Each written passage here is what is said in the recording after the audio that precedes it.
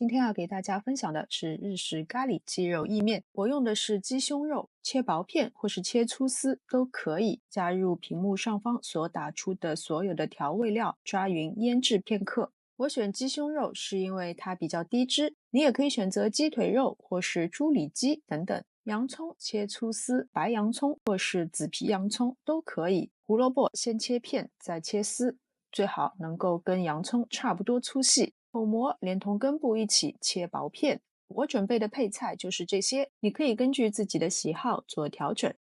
我今天用的是这种螺旋状的意面，滚水中加一小勺的盐，加入意面，最好离包装上建议的时间少煮1分钟。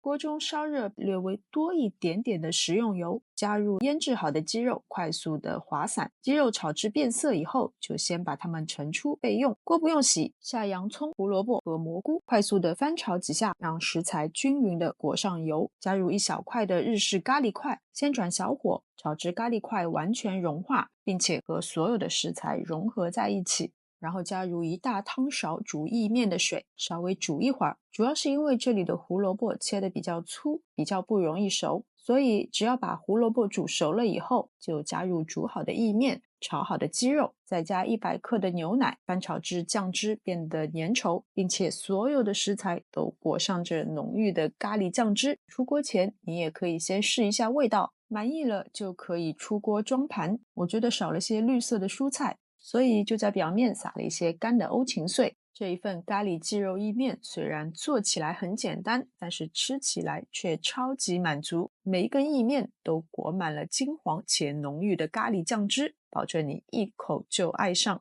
好了，今天的视频就到这边，非常感谢大家的观看，我们下次再见。